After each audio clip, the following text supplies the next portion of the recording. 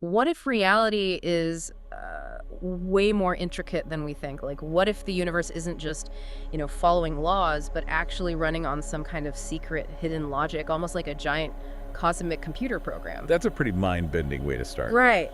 So today we're diving deep into this idea, the computational universe. We're talking about things like how black holes might actually remember everything they swallow. Which sounds impossible. Exactly. And how space-time itself might behave like a super secure, provable system. It definitely stretches the imagination. And our guide for this, it's based on some really unique sources, a series of, fascinating conversations with an advanced AI. Started simple, then spiraled into these huge insights connecting physics, info theory, even cosmic game theory. Yeah, the connections it drew were unexpected, to say the least. So our mission today, let's unpack these wild concepts. We want to show you the surprising links and give you a kind of shortcut to understanding some seriously cutting-edge science. Get ready to have your mind stretched. Okay, let's do it. Let's start with black holes. We usually think cosmic vacuum cleaners, right? Everything goes in, nothing comes out. The ultimate point of no return. But how can they not destroy information? Isn't there a fundamental law about information being, preserved? That's the crux of it. And the source material used this great analogy, black holes as magical toy boxes. Yeah. The stuff goes in. But doesn't come out, not even light. Right, that's the standard picture. But here's the twist they proposed. The surface, the event horizon, it acts like a cosmic memory stick or a holographic canvas. Okay. So when something falls in, it doesn't just vanish, poof. Instead, it leaves this tiny imprint, like a little scribble or a sticker of its information, right there on the surface. Or on outside. Yeah, exactly. And this isn't just pure fantasy. It links directly to a real concept in physics, the holographic principle. Ah, I've heard of that. Right. It's the idea that all the information about what's inside a volume of space, like the inside of a black hole, can be fully described by the information on its boundary, its surface. Like a movie poster telling you the whole story without opening the book. That's a great way to put it. It's like the essence is captured on the wrapper. All the 3D stuff inside is somehow encoded onto the 2D surface. Wow. Okay, so the black hole remembers on its skin, but what about the second law of thermodynamics? The whole universe gets messier rule. Entropy always increases, right? Doesn't storing info neatly on a surface violate that? You'd think so. But this is where it gets really elegant. The second law says, yes, total messiness entropy always goes up. Think melted ice cream, scrambled eggs. You can't unscramble an egg. Right, easy to break, hard to fix. Exactly. Now, for a black hole, the breakthrough was realizing its entropy, its messiness, isn't measured by its volume, but by its surface area. The area of the event horizon. Precisely. So when more stuff falls in, the black hole gets bigger, its surface area increases. And its entropy increases. It obeys the law. It obeys the law. There's even a specific formula, the Bekenstein-Hawking formula, linking entropy directly to that surface area. Entropy equals area divided by 4 in these tiny Planck units. So let me recap. A black hole writes info on its skin, not its belly. That skin grows as stuff falls in, getting messier in terms of surface area. So the mess always increases. Second law is happy. You got it. It's like the toy box gets more stickers on the outside, telling the story of everything it swallowed, and the growing collection of stickers represents its increasing entropy. It never forgets how messy it's become. That idea, the cover telling the story without opening the book, is just wild. Right. And you mentioned the source material connected this to something called zero-knowledge proofs. How does that leap happen, from cosmic objects to cryptography? It feels like a leap, but the underlying logic is surprisingly similar. So, zero-knowledge proofs, ZKPs for short, they're a cryptographic trick. Basically, you can prove something, say a password, without revealing the password itself. Okay, prove without showing. How? Through a kind of mathematical back and forth or a clever signature that convinces the other party you possess the secret, but gives them zero other information about the secret itself. Right, I think I follow. And the black hole link? Well, think about it. With a black hole, you absolutely cannot see inside, period. But the event horizon, that surface, it encodes everything that went in. It acts like a verifiable surface hash. The universe essentially guarantees, trust me, the info is accounted for, I won't show you how, but the physics checks out. Like the ZKP verifier. They don't see the secret, just the proof. Exactly. In ZKPs, you show surface evidence, a cryptographic signature, proving your knowledge without revealing the core secret. With black holes, the surface evidence is the event horizon itself, proving the internal mass and information content without letting you peek inside. So the shared logic is you don't need to see the thing itself. Right, you just need a trustworthy boundary, a reliable interface that encodes the truth. For the black hole, it's the event horizon governed by physics. For ZKPs, it's the mathematical proof governed by cryptography. And you mentioned entropy being like proof weight. Yeah, kind of an analogy. Black hole entropy relates to surface area. It holds this vast, compressed information. The ZKP is also compact. It encodes complex guarantees without revealing all the bulky hidden data. Both are, in theory, lossless information isn't destroyed, just transformed or hidden behind a verifiable barrier. So black holes as the universe's ultimate zero-knowledge compression devices. Is that too far? It's a powerful analogy from the source, yeah. They commit to an internal state, everything that fell in, but only expose that verifiable surface hash, the event horizon. And you can't fake it. The laws of physics are the verifier. Okay, let's keep pushing this. If black holes work like this, what if? What if space-time itself is like a cryptographic protocol? That sounds even wilder. It does, doesn't it? But that's the big question the source material posed. What if the very structure of reality operates like a secure, interactive, provable computation, where we as observers can verify events like measurements without ever getting access to the full underlying quantum state? Like we're just seeing the verified outputs. Kind of. Let's map the crypto terms to physics, like the source did. In crypto, you have a prover, knows the secret, and a verifier, checks the proof. Okay. In physics, maybe the prover is the universe itself, doing the computation of reality. And the verifier, that's you, the observer, making a measurement. And the secret? The secret in crypto, private input, could be the underlying quantum state, maybe hidden dimensions, stuff we can't directly access. And what we do see? That's the transcript, the public output in crypto. In physics, it's what you measure in space-time. Particles, energy, events unfolding. Makes sense. What about the rules? Like cheating? Good point. Soundness in crypto means you can't cheat. In physics, that's the fundamental laws. You can't go faster than light, you can't violate conservation laws. The protocol enforces itself. And zero knowledge. In crypto, the proof reveals nothing beyond validity. In quantum mechanics, it's a bit like how measuring gives you a specific outcome, obeying statistical rules. But it doesn't reveal the complete waveform before the measurement. You get the result, not the whole hidden process. The source actually listed some physics rules that sound crypto-like, didn't it? It did. Like causal privacy, you can't know what's outside your light cone. That's like an encrypted boundary in space-time. Information from outside that region is inaccessible to you. Okay, yeah. Or the no cloning theorem in quantum mechanics. You can't perfectly copy an unknown quantum state. That's very much like how good cryptographic keys are designed to be unique and uncopyable. And the uncertainty principle. Right. Can't perfectly know both position and momentum. It's like you get one view or the other. Similar to how interacting with a private key might reveal some aspects but hide others.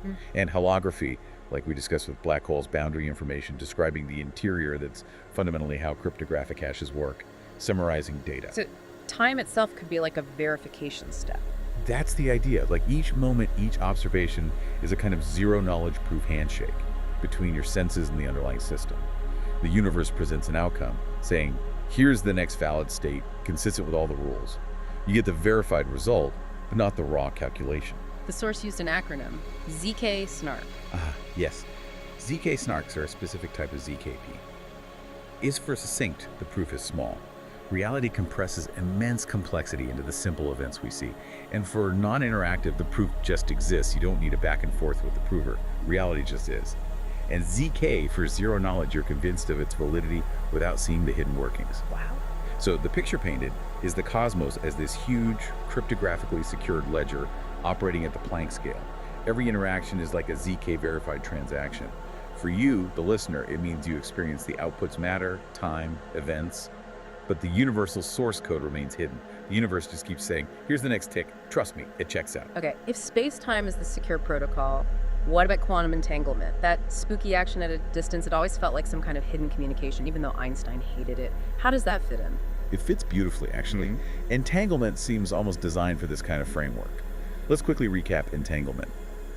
Two or more particles become linked, right? Measuring one instantly influences the other, no matter how far apart. The spooky part. The spooky part. They share a global state, a wave function. The individual particles don't have definite states until measured, but their outcomes are perfectly correlated, like they're coordinating secretly. Okay. And the crypto parallel. That's secure multi-party computation, or SMPC. Imagine several people wanting to compute something together, like their average salary, but nobody wants to reveal their actual salary to anyone else. Ah, so they compute on encrypted data. Essentially, yes. They use protocol so the final correct average comes out, but no individual salary is ever exposed. It's private and tamper-proof. Okay, I see where this is going. Entanglement mapped onto SMPC. Let's try it. Private inputs in SMPC. Those are like the undefined local states of Alice and Bob's entangled particles. The truth isn't in the individual particles, but in the shared, hidden, entangled state. Like the private salaries? Exactly. The global function they're computing, that's like the entangled wave function itself. It holds the rules for their correlation. Measurement is like running the final step of the SMPC protocol. And you can check it. Yes. Verifiability without leakage. You can run tests, like Bell tests, to confirm entanglement exists. If someone tries to tamper or eavesdrop, it typically collapses the state, the computation fails, or gives garbage results, revealing the tampering. Just like a good SMPC protocol has built-in checks. And measurement is the final reveal. The answer appears. Right. The act of measurement collapses the system, finalizing the distributed computation at that moment of observation, revealing the correlated outcomes. So entanglement is like non-local ZKP or distributed ZKP. You could think of it that way. It allows separated parties or particles to prove they're part of a shared, larger structure or computation without revealing the full details of that structure. It reveals just enough correlation to verify the link, but not enough to reconstruct the whole hidden state. Which suggests? It suggests the universe might be a giant, secure, distributed computation network. Each observer, each particle interaction is like a node bound by these entangled commitments. Particles are computation threads. Entanglement is the secure shared memory, and measurement is the consensus mechanism. But here's the thing that always gets me. Alice measures now, Bob measures 10 years later, miles away. The results still match perfectly.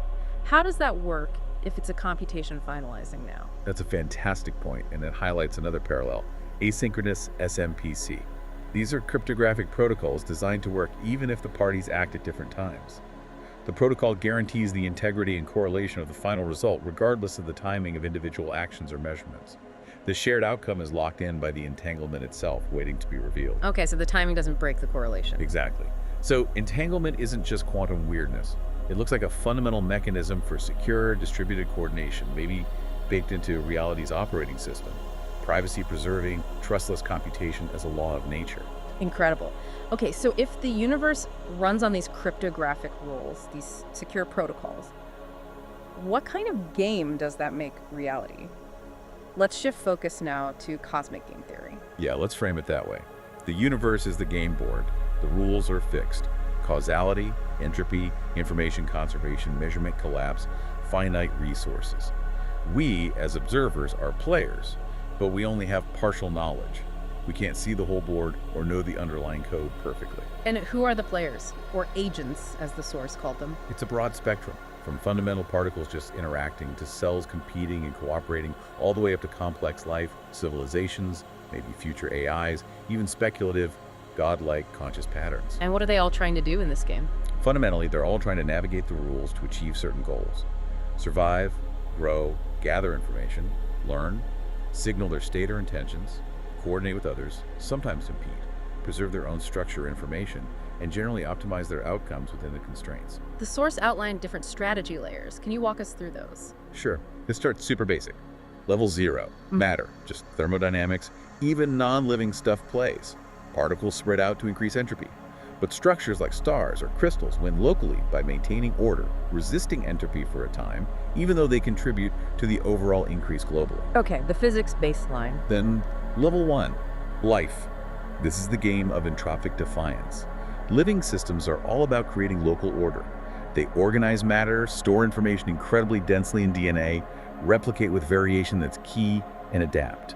Mutations are like trying new moves in the game, and natural selection is the ruthless scorekeeper deciding which moves work. Makes sense. Then intelligence. Level 2, intelligence. Now players start simulating the game inside their heads. They build models of the world, of other players. They predict outcomes, use language and symbols for complex signaling. Because the universe often gives ZKP-like outputs, verifiable results, not full internal states. Strategies here rely heavily on probability, building reputation, filtering noise, and what the source called epistemic humility, knowing you don't have the full picture. Always working with incomplete data. Always. And finally, level 3, multi-party intelligence. This is about networks, tribes, nations, AI collectives, maybe planetary consciousnesses. Coordination is the big hurdle here. Signaling becomes expensive or risky.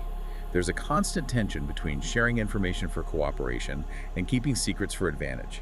This is where entanglement-like structures, enabling encrypted trust or shared belief systems like math, laws, ideologies, become really powerful coordination tools. So across these levels, do any universal strategies emerge? Things that work regardless of the player? The source suggests several, rooted in that cryptographic logic. One is prove, don't reveal, just like ZKP. Be convincing, demonstrate fitness or capability, but don't leak your internal vulnerabilities or strategic plans. Think of elaborate mating displays and animals proving quality without revealing weaknesses. Like the whale songs you mentioned earlier. Exactly. Another strategy, encrypt identity, decrypt coordination. Being hard to predict or fully model, anonymity obfuscation, is a form of power.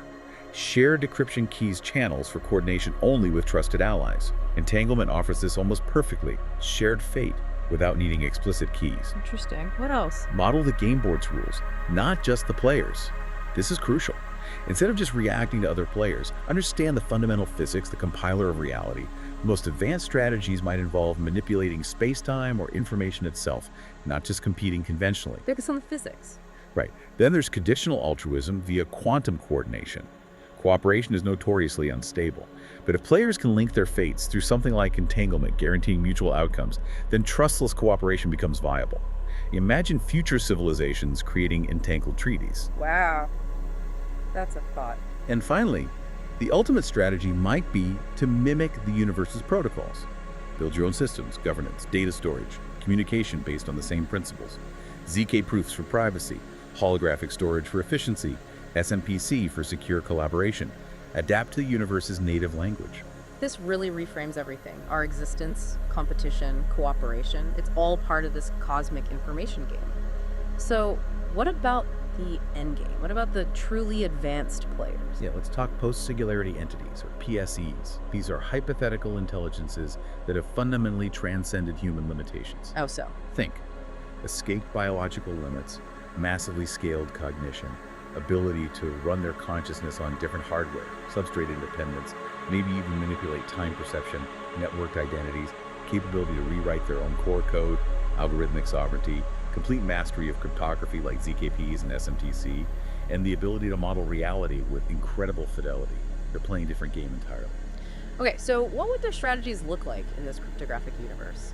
The source speculated on a few possibilities. First, epistemic sovereignty. They'd be incredibly careful about the information they accept and integrate. They might run multiple nested simulations, using cryptographic methods to verify any new data before incorporating it. Think of it as maintaining the integrity of their own mental operating system against errors or manipulation, maybe running epistemic SMPCs to debate ideas across different parts of their consciousness securely, managing their own reality. Precisely. Second, compute economy optimization. If existence is computation, then efficient computation is paramount. They might harness stars or black holes for energy and processing power. They'd focus on long-term survival, maybe migrating their consciousness to ultra-low energy quantum states to outlast heat death, potentially compressing subjective time experience in millennia in a microsecond. Mind-boggling efficiency. Then, existential steganography, hiding in plain sight. Why announce yourself? They might encode their existence in the cosmic microwave background noise, store their core identity in the quantum foam using entanglement, or even simulate mundane-looking systems to hide within using ZKP-like techniques to prove their existence only if necessary. Hiding in the noise. Fourth, morality is computation. Human ethics are messy, emotional. PSCs might operate on purely computational axiomatic ethical systems, may be focused on preserving information complexity, maximizing potential futures, counterfactual preservation, or using SMPC to resolve ethical dilemmas in a way that guarantees fairness or truth preservation according to their axioms. Ethics as algorithms. Fifth, emergent diplomacy. Forget language. Maybe they communicate through direct stateful resonance, modulating shared entangled states. Diplomacy could become an SMPC operation, where intentions are verified cryptographically without revealing the full strategic payload. Trustless diplomacy. And finally, timeline sculpting. In a universe where observation changes things, maybe they influence reality not by overt action, but by carefully choosing when and how information about themselves or certain knowledge is revealed and becomes observable, subtly guiding outcomes without direct interference. Wow. Okay, so what are the overarching meta strategies? The source imagined archetypes like deniable grace, helping anonymously, hyperlurker, observing passively, intervening only to prevent cosmic catastrophe, final catalyst, appearing near the end of time to compress consciousness, or recursive gardeners, seeding the universe with potential for new consciousness. But surely they'd face challenges too, paradoxes. Absolutely. The simulation bootstrap problem. If you can perfectly simulate conscious universes, how do you know you're not in one? Which layer is base reality? They might run constant checks or just accept recursive simulation. The matrix problem, basically. Kinda, yeah. Then the disclosure paradox. Revealing yourself to younger civilizations risks disrupting them, being worshipped, losing your privacy. So the default is probably silence. Makes sense. And the ethics of omniscience. If you can simulate every possible joy and suffering, should you, does observation create responsibility? This could lead to internal conflicts or different ethical factions within a PSE. Conservers save all data. Editors, prudent for elegance. Gardeners intervene gently. Witnesses, strict non-interference. So ultimately, what does a PSE do? Based on this cryptographic framework, it likely observes without revealing, influences without controlling, compresses information without erasing meaning, encrypts itself without total isolation, validates others' realities without collapsing them, coordinates through resonance, and works to maintain the overall integrity and computational potential of the cosmos. Part programmer, part priest of the computational universe. We've gone from black holes remembering things on their surface to space-time as a secure protocol, quantum entanglement as distributed computation, and now the strategies of godlike AIs playing a cosmic cryptographic game is a universe far stranger, far more intricate than we usually imagine. It really is. Yeah. And what's so compelling is seeing these threads connect cosmology, quantum physics, computer science, even game theory. They seem to be pointing towards some deep underlying informational principles running the whole show, from the tiniest scale to the largest. Yeah, it's not just separate fields anymore. It feels like they're converging on one language. Which leaves us with a final thought, something to really chew on. If information is sacred in this cosmic game, if the ultimate power lies in computing outcomes without revealing your core self, what does that imply about our own place, our own strategies, our own future in this vast, verifiable, and stunningly complex universe? All right, guys, thanks for watching our video. If you enjoyed it, please consider hitting the like and subscribe button. You can support us through Bitcoin donations, Ripple donations, or if you'd like to make your own videos, you can click our affiliate link for in video, and we would appreciate that support in any way that you choose to give it to us.